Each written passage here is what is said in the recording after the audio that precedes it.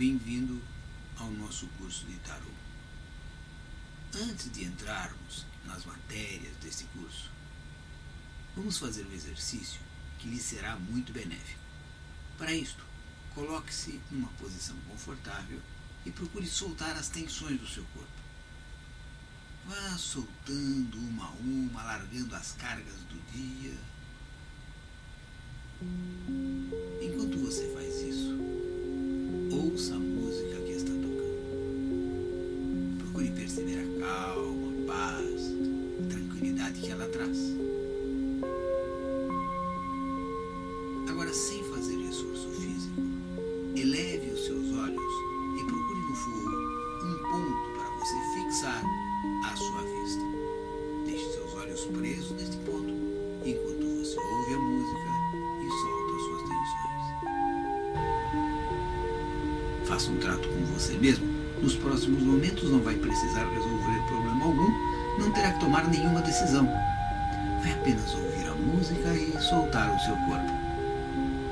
E agora, sem fazer esforço físico, tome uma inspiração bem profunda, retenha um pouco e quando você exalar, feche seus olhos, solte o seu corpo e você vai entrar numa dimensão de consciência mais profunda, mais intensa, mais saudável.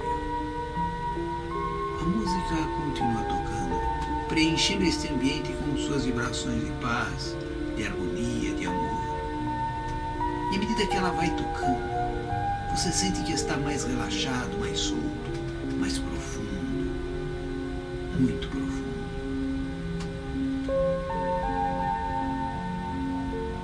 Perceba que a cada nota, a cada compasso, esta música vai colocando ao redor do seu corpo toda a sua paz, toda a sua tranquilidade. E assim, gradualmente, seu corpo vai ficando envolto por uma espessa camada de paz, uma espessa camada de harmonia. É como se você agora estivesse envolvido por uma névoa fresca e suave. Uma névoa fresca e suave de paz, de tranquilidade, de harmonia, de amor. Sinta isto. E agora permita que toda esta paz, toda esta harmonia que envolve o seu corpo, penetre o seu interior através de seus poros. E assim, deixe que esta música vibre em cada célula do seu corpo, em cada órgão, em cada sistema. Ouça esta música com todo o seu corpo. Repita mentalmente: vou participar do curso Tarô Mágico, a aventura iniciática do tarô. Terei ótima concentração e estarei com todos os meus canais de compreensão abertos. Futuramente, sempre que necessitar de qualquer das matérias que hoje serão apresentadas, terei fácil e rápido acesso a elas. A música continua presente, preenchendo esta sala com suas vibrações de paz, de harmonia, de tranquilidade. Porém, agora eu gostaria que você imaginasse que no interior deste ambiente onde está, uma suave chuva de energia prateada está caindo. Abra todos os seus canais de percepção, procure ficar bem receptivo e você vai sentir esta chuva de energia caindo sobre você, batendo em seus ombros, no alto da sua cabeça, escorrendo por suas costas. Esta chuva de energia, ao cair sobre a sua cabeça, penetra no interior de seu corpo, inundando o seu cérebro com ideias claras, luminosas. Esta chuva desce pelo interior do seu corpo, passa por trás dos seus olhos, pela sua boca, cruza sua garganta, mergulha em seu peito e enche seu coração de luz. Uma luz que se transforma em puro amor. E então agora imagine o seu coração como uma taça cheia de um líquido rosa que representa o seu amor. E você vai abençoar as pessoas que gosta com o seu amor agora. E assim, você vai derramar um pouco do líquido do seu amor sobre a cabeça das pessoas que ama. Agora, nesse instante, vai imaginando as pessoas que ama e vai derramando de sua taça o seu amor sobre a cabeça delas. E perceba que quanto mais amor você derrama de sua taça, mais plena ela fica, mais cheia de amor. E agora você começa a derramar este amor pelas pessoas que conhece, com as pessoas com quem você trabalha, você estuda, com as pessoas que servem você, com as pessoas a quem você serve. Todas as pessoas que passarem por sua mente agora estão sendo abençoadas pelo seu amor. Mas a chuva de energia continua caindo sobre você, continua penetrando em seu corpo, levando com sua luz a ideia de saúde a todas as células, a ideia de equilíbrio a todos os sistemas, a ideia de restauração a todos os órgãos. Sinta esta energia penetrando em você, correndo por suas veias, levando a todos os espaços do seu corpo a sensação de saúde, de juventude, de vitalidade, de força. Nesse instante, uma grande quantidade de energia está envolvendo o seu corpo. Talvez você possa senti-la como um breve formigamento, um breve calor. Coloque toda a sua consciência nesta energia, porque ela agora é você.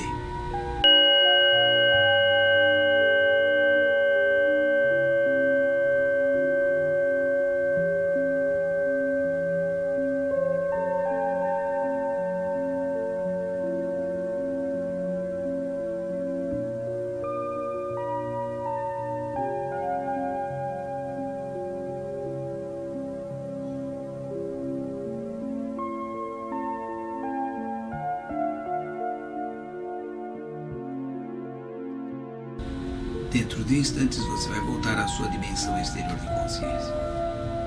Eu vou contar de 1 a 7. E quando eu disser 7, você estará em dimensão de alerta, sentindo-se muito melhor que antes. 1, 2, voltando calmamente. 3, 4, mais desperto, mais atento, mais em tempo presente. 5, 6. Ao me ouvir dizer 7, abra os olhos e veja como se sente bem melhor que antes. 7. Abra seus olhos. Dê uma boa espreguiçada. Mexa as mãos, os pés. Gire a cabeça e veja. Veja como você se sente muito melhor que antes. Muito bom. Se você não me conhece, eu sou o Arsênio. Minha formação é de engenheiro civil. Me formei em engenharia civil pelo Mackenzie e sou pós-graduado em impermeabilizações hidráulicas e acústicas pela USP. Mas, durante toda a minha vida, sempre tive uma atração especial pelo tarô.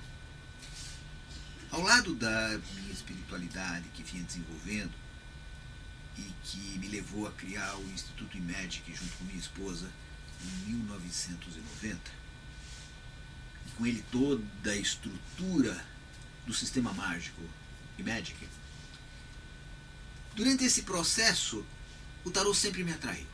Eu sempre tive alguma coisa que me chamava, aquelas cartas, aquela coisa, mas eu li os livros e não os entendia. Eu não me considero um cara burro, porém eu não conseguia entender. Era tanta coisa para decorar, tanta dificuldade. Até que um dia a Azelinda recebeu uma amiga que ia fazer uma palestra em Nova York. Era a Bia de Oliveira, uma taróloga. E ela nos procurou porque o hobby na época era a fotografia. Nós estávamos sempre fotografando coisas, participando de salões internacionais de fotografia, envolvidos com a coisa. E chegou ali, começou a fazer uma palestra, queria que eu fizesse a ilustração do trabalho. E começamos a discutir a história.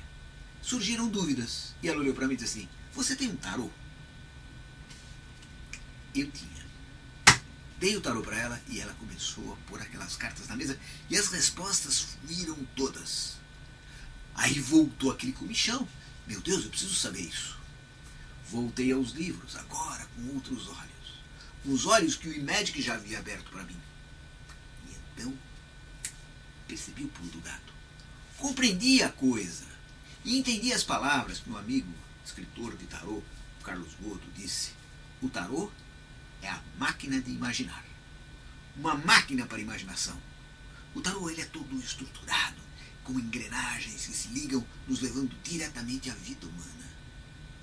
E a partir daí comecei a estudar mais tarô, a compreendê-lo e que trouxe até esse instante, onde não sabíamos se escreveríamos um livro ou se gravaríamos esta imagem como estamos fazendo agora.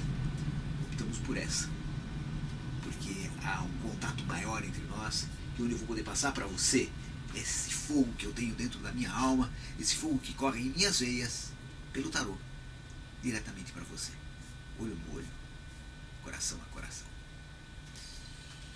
Então vamos ao que viemos, falar sobre tarô. Tarô é a junção de duas palavras, tar e ro. Tar significa caminho, ro significa rei. Portanto, o tarô significa caminho real. Real de realeza, real de nobreza ou real de realidade. Essa é a grande coisa. Que é evidente que ele está falando nas entrelinhas que ele é um caminho que nos leva às realidades da vida. Aquilo que é real para nós. O objetivo óbvio deste curso é ensinar você a ler tarô. Você não está sendo uma cobaia. Nós já damos esse curso presencial, ao vivo, há muito tempo. E de nossas classes saíram grandes leitores de tarô. O lance, a coisa, é que nós aqui vamos procurar fazer de uma maneira muito prática. Vou ensinar você a pensar tarô e não decorar tarô. A minha grande dificuldade no início é o medo de ter que decorar muitas coisas. Aqui não.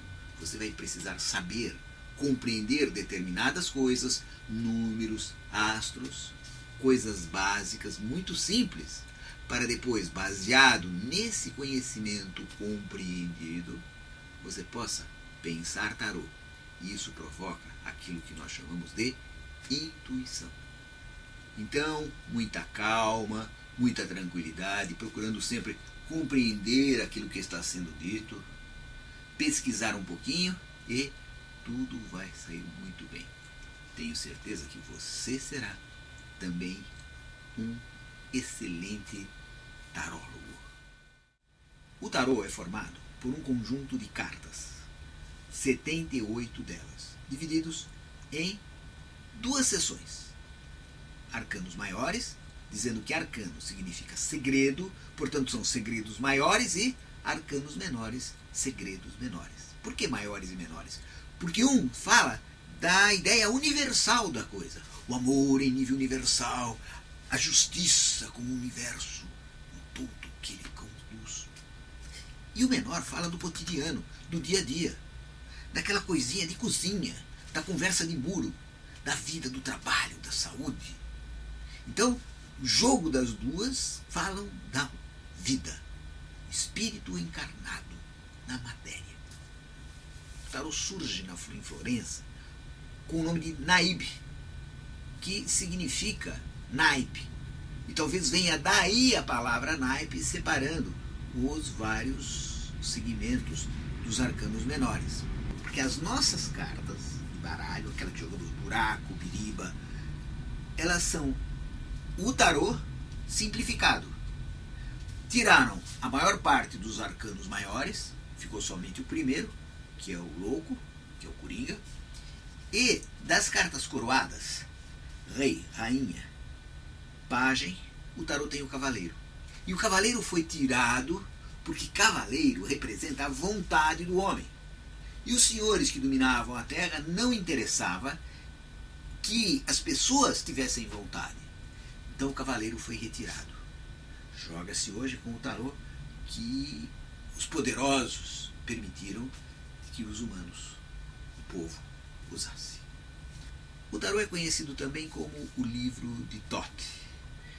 Ele é usado mais como adivinhação. As pessoas preferem olhar o tarô como objeto de adivinhação, mas ele é muito mais que isso.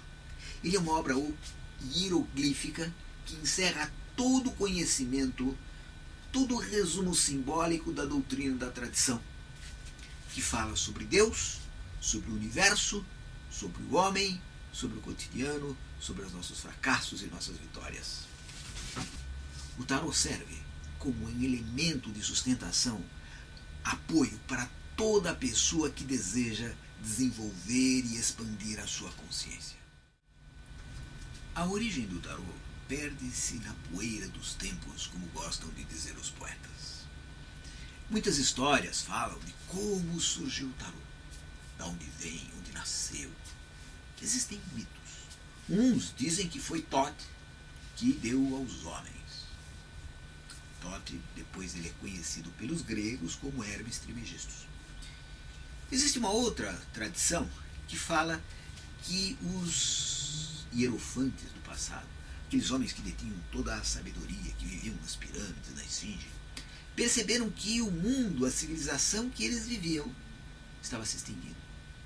E ficaram temerosos que todo aquele conhecimento seria perdido.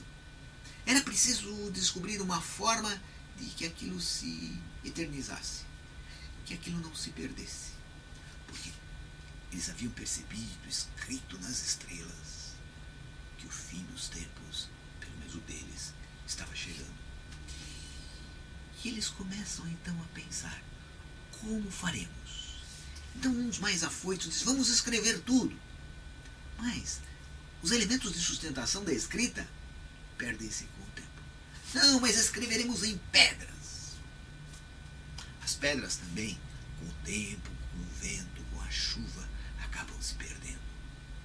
Pensaram então vamos pegar os mais sábios, e os mais sábios ensinarão os mais jovens, esses mais jovens tornar-se-ão sábios e ensinarão.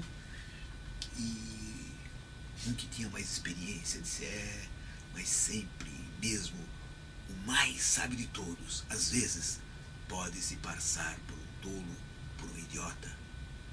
Às vezes uma mulher, às vezes uma atração, pode desvirtuar todo um caminho e então perderemos tudo. Então ficaram pensando o que é eterno nos homens. Algo que é sempre estável, algo que não muda. Os vícios. E foi assim que eles colocaram nas cartas do tarô todo esse conhecimento, para que não se perdesse, para que num jogo fosse passado de pessoa a pessoa, mesmo passando por mãos que não tinham a menor ideia do que estava ali registrado.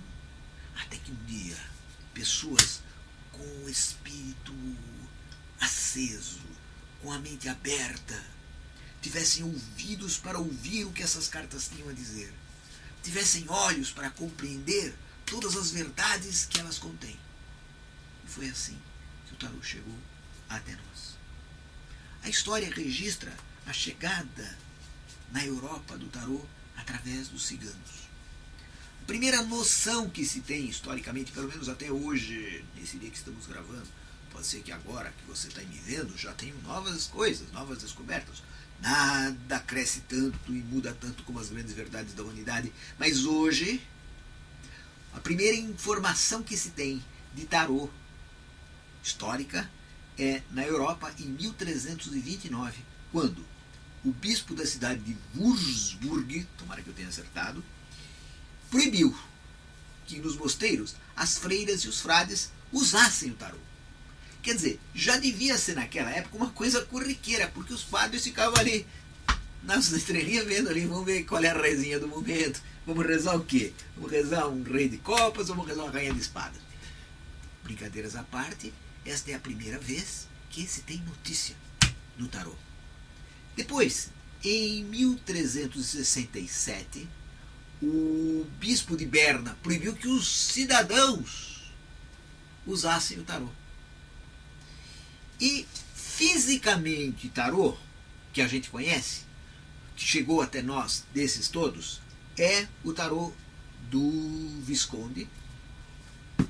Aliás, não é Visconde, é Visconti. Duce Filippo Maria Visconti comprou do seu secretário um jogo de cartas, uma coleção de cartas pintadas à mão, pela qual pagou, pela coleção, ele pagou 1.500 florins em ouro. A pessoa reclama que o tarô hoje é caro, ele tem 1.500 florins em ouro.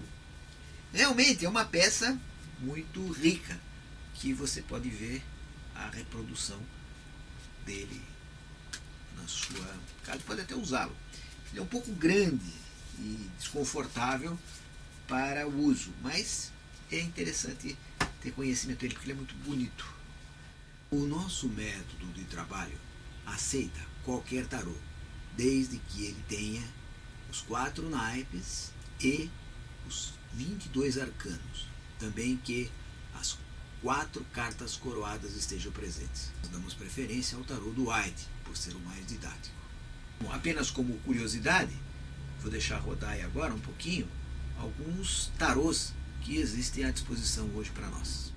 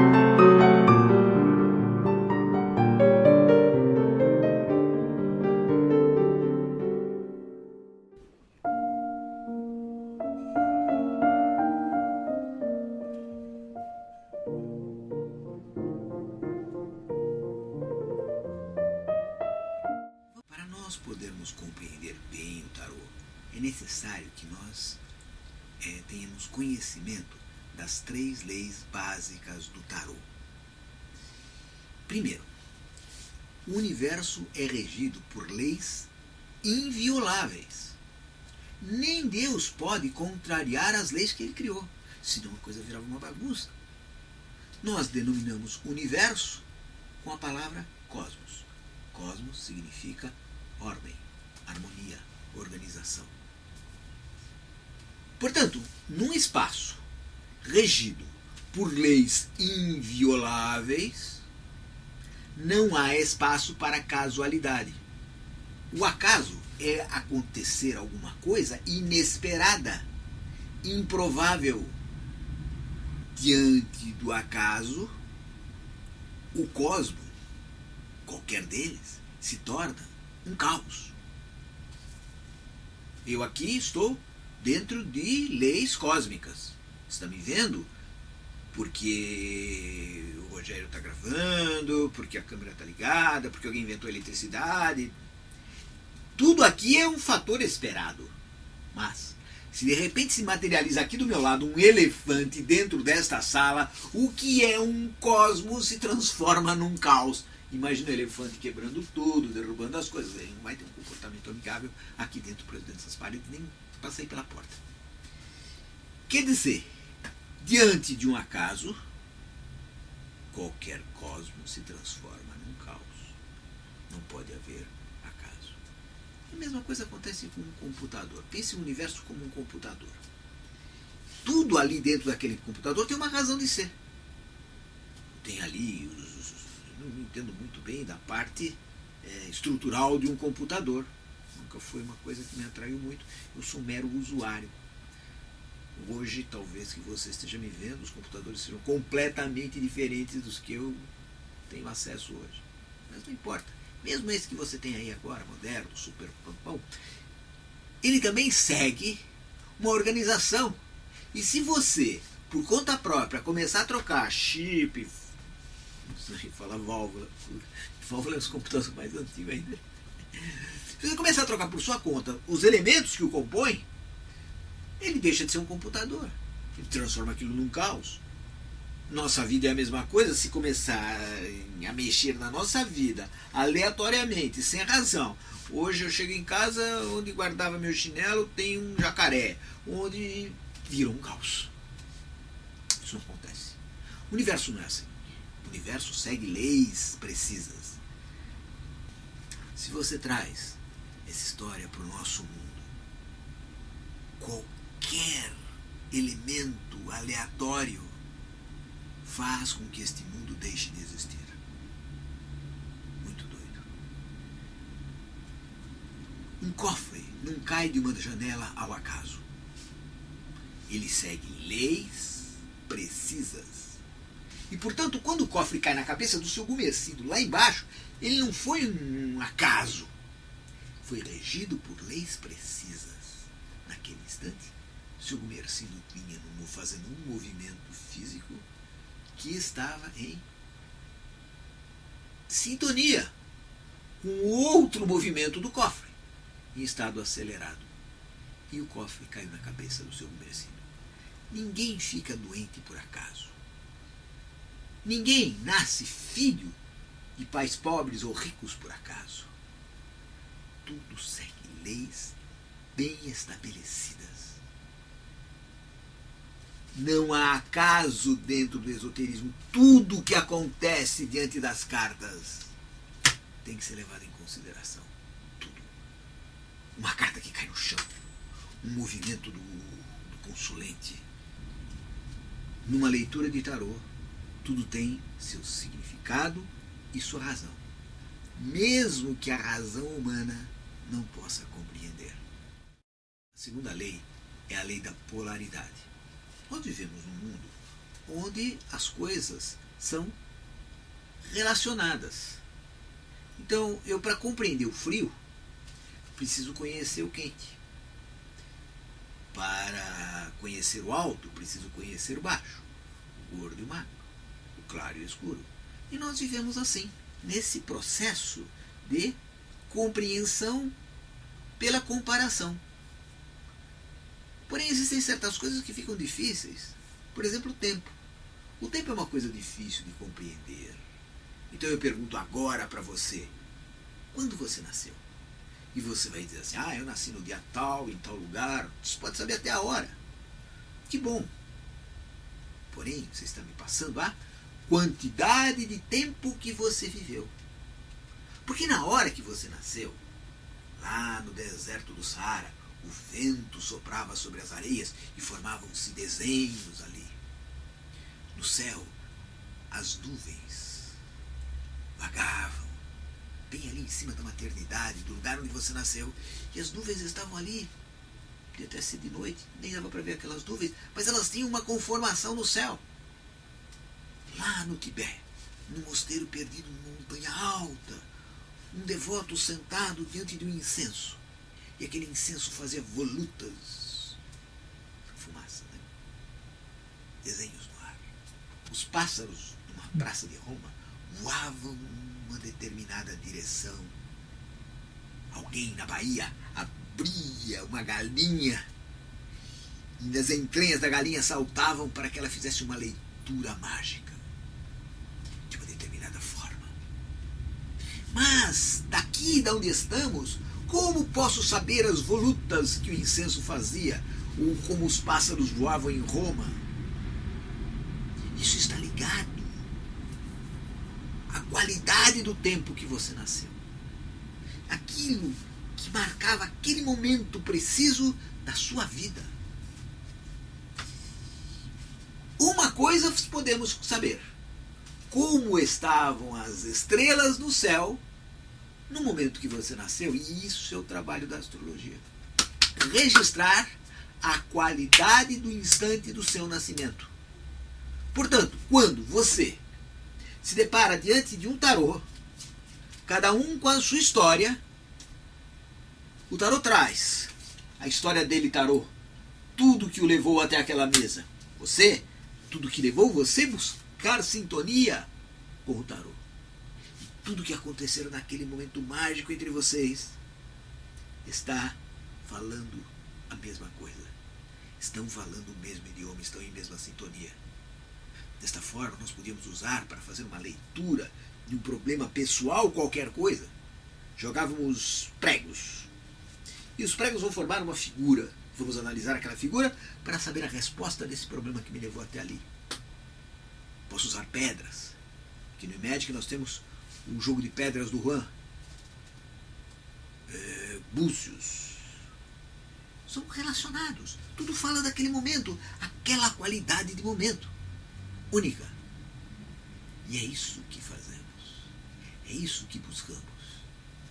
Você, como tarólogo, deve interpretar esses momentos e traduzi-los para o consulente ou para você mesmo, se você está fazendo uma leitura pessoal. Interpretar a qualidade do momento, a causa que o levou até ali, o porquê daquelas cartas. Todos nós conhecemos da física, quando estudamos, as leis de ressonância. O cara que toca violão tem um diapasãozinho que ele faz pim e afina o violão por ressonância. Se eu emitir um som qualquer, possivelmente o diapasão não ressoe, porque ele não tem dentro dele aquele som, aquela vibração. Eu entro numa loja de pianos, centenas de pianos, loja grande, e toco a nota dó de um deles, todos ressoarão pela lei de ressonância. Nós somos como pianos que recebemos vibrações do universo que nos cerca e procuramos de alguma forma expressar isso. Porém, algumas vibrações que chegam até nós não nos dizem respeito. Nós não temos aquilo dentro de nós. Portanto, passa como se eu não fosse ninguém. Nesse instante, aqui nesta sala, centenas de ondas de informação estão passando. Todas as rádios do mundo passam aqui, as vibrações delas.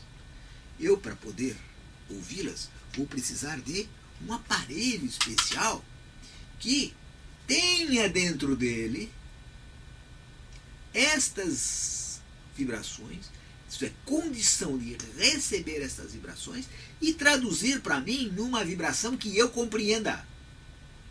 É isso que fazem esses aparelhos. Televisão, rádio.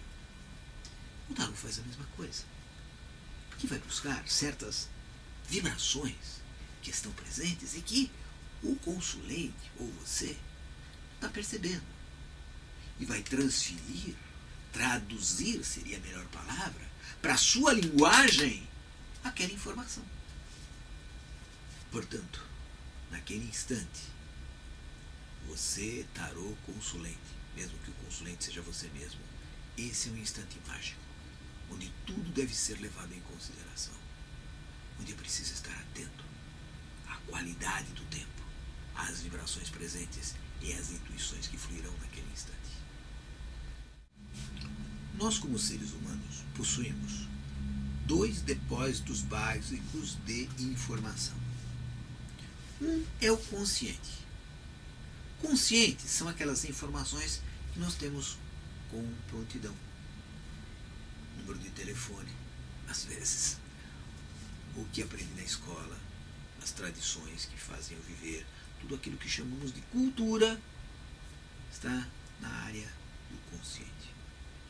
Temos também a área do inconsciente, que são aquelas informações que nós não temos acesso, mas que nos pertencem. Existe nesta área uma área de automação, que são aquelas que regem os nossos processos internos, de gestão, crescimento de cabelo, o meu está mais ou menos assim, cicatrização, batimento cardíaco, tudo isso é regido por uma máquina automática, autorreguladora, com informações, programas gravados nesse inconsciente. Mas também nesse inconsciente estão informações que estão abaixo da nossa linha de consciência. Por exemplo, o que foi que você comeu no dia 8 de agosto, há 5 anos passados? Não vai lembrar. Almoço. Nem sabe se almoçou nesse dia. Porém, se houver um gancho psicológico, vai se lembrar. Pensa que me pegou? 8 de agosto, 5 anos atrás, aniversário de minha avó. 100 anos, cara. Nunca vou esquecer daquela festa. Um super almoço. E olha, vou dizer mais. Serviram estrogonofe de lagosta. Já comeu? Bárbaro. Só tem um problema, estrogonofe de lagosta estava um pouco passado. E provocou um caos no povo. Filas históricas no banheiro, gente toda apertada, batendo os pés. Nunca mais vai esquecer do dia 8 de agosto de 5 anos atrás, tinham passado 200 anos. Há um gancho psicológico para aí dentro. Portanto, todas aquelas informações, a cartilha da infância, a professora de matemática, que a gente esqueceu, tudo nesse depósito. Tem um turbilhão de informações. Às vezes uma informação que está lá no inconsciente acaba vazando para o consciente. E do consciente nós estamos sempre jogando coisas para o inconsciente. Amanhã eu vou saber como estava o clima hoje. Daqui a uma semana talvez eu ainda me lembre como estava o clima. Chovia, fazia sol. Daqui a um ano vai ser difícil.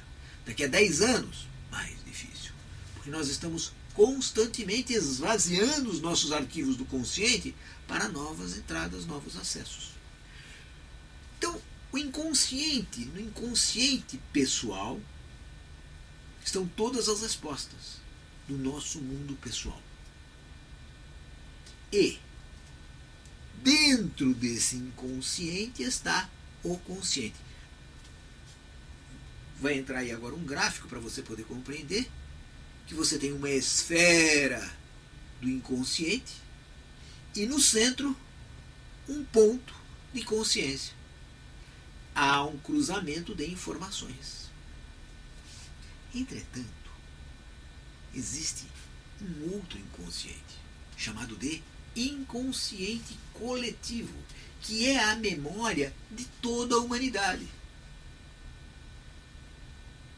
Então nós podemos dizer, comparando as coisas, se o inconsciente pessoal tem as nossas respostas internas e o inconsciente coletivo tem as nossas respostas externas.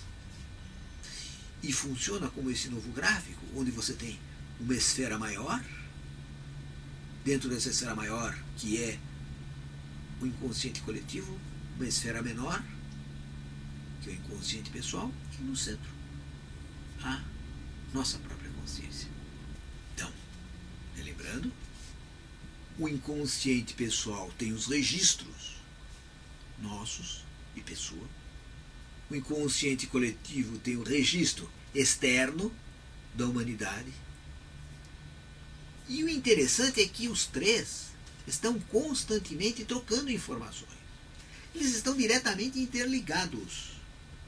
É muito louco. Todos eles estão interligados. Isso que eu estou falando agora não está fora de você. Está dentro de você. Onde está o inconsciente pessoal? Dentro da sua mente. Onde está o inconsciente coletivo? Dentro da sua mente. Tudo se passa dentro da sua mente. Dizia mestre Nazareno, não cai uma folha de uma árvore sem que meu Pai que está nos céus tenha conhecimento. Isto é, mestre Nazareno falava com uma linguagem religiosa, algo que hoje se fala numa linguagem mais científica. As mentes todas estão interligadas na forma de rede. Tudo que acontece para um, todos percebem. Lógico que, no mais das vezes, de forma inconsciente, porque está no inconsciente coletivo, mas acontece, existe, repercute em nós. E a filosofia oriental sempre disse isso. Uma borboleta ao bater as asas lá no Oriente faz minha alma se agitar. Bonito, poético, mas verdadeiro. Porque o que acontece, acontece em nós. Portanto, a qualquer momento é possível se ter acesso a qualquer tipo de conhecimento humano. Pensou nisso? Seja lá em que época for. E é por isso que dentro destas lâminas nós temos todas as informações sobre os assuntos que estamos buscando. Porque ele é um decodificador daquelas informações que estão no inconsciente coletivo e que vêm até nós através da nossa linguagem, que agora eu posso compreender. Puxa vida, uma descida espiritual neste assunto. Toda essa maravilha, todas essas belezas, puxa, então eu tenho todas as informações dentro de mim. Oh, mas que coisa boa. Tem, só tem um pequeno problema. Existem bloqueios que impedem que isso assuma a consciência. E você já percebeu, porque eu já falei. Quem funciona como intérprete? O tarô é uma dessas formas. Os homens inventaram muitas maneiras de ter acesso, de criarem tradutores. Transes místicos. Danças, o cara começa a dançar, entra em transe e tem uma visão.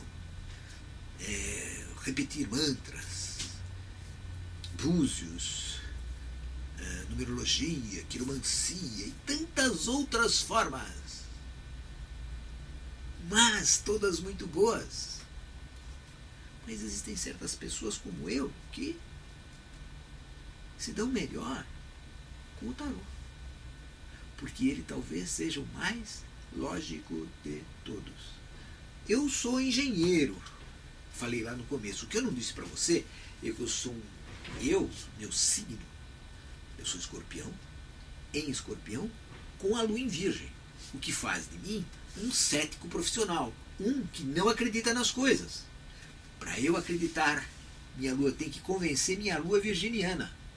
E tem que passar por cima de 2 escorpiões que desconfiam até do próprio bolso, da mãe.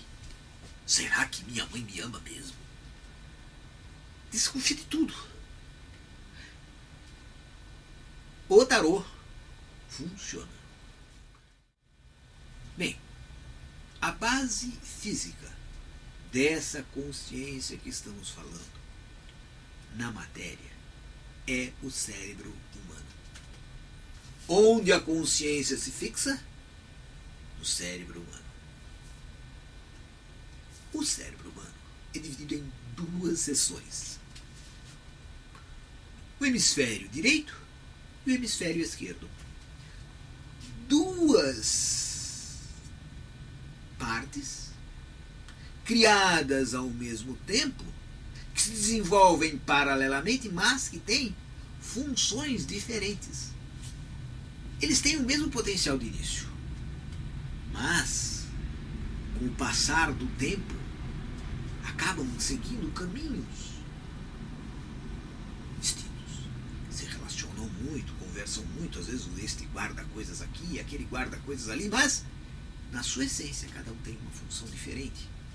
O esquerdo é o positivo, o masculino, o arrojado, que usa o pensamento dedutivo para funcionar. Então ele é bom para a matemática, ele é bom para as coisas que tem que ter raciocínio. O direito é o poeta, feminino, passivo, criativo. Usa o pensamento indutivo, isto é, ele tem a ideia como um todo.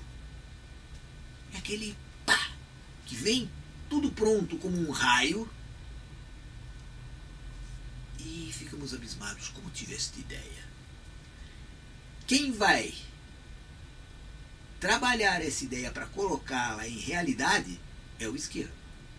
O direito tem o insight, o lance. Ele pensa de uma forma global. Dois hemisférios. Um, yang, o esquerdo. O outro, yin, o direito. O homem também, para sobreviver neste universo, ele dispõe de duas mentes diferentes. A mente consensual e a mente automática ou reativa, que é aquela mente interna. Para funcionar bem, a mente consensual, a analítica, ela precisa de certos padrões precisos. Quais? Tempo e espaço. Você dê a ela uma localização no tempo e no espaço e ela vai ter uma resposta boa para dar a você, lembrando que esta mente consensual é a somatória de a consciência mais o inconsciente. Juntando os dois, ela tem ali todas as respostas. Porém, para que ela funcione bem, ela necessita de tempo e espaço. A outra mente, a mente ativa ou a mente automática, ela não leva em consideração tempo e espaço. E ela está relacionada a tudo aquilo que está abaixo da nossa linha de consciência. Portanto, ela tem ali o inconsciente pessoal e o inconsciente coletivo, não mais a consciência. É evidente que tudo que está na consciência está no inconsciente pessoal. Mas nem tudo que está no inconsciente pessoal faz parte da consciência. Essa diferença entre os dois é que marca este assunto que eu estou querendo tratar com você. Que essa mente interior, essa mente que está funcionando nestes campos mais profundos, essa mente automática, ela fica completamente independente destes dados. Ela tem a vida como um todo.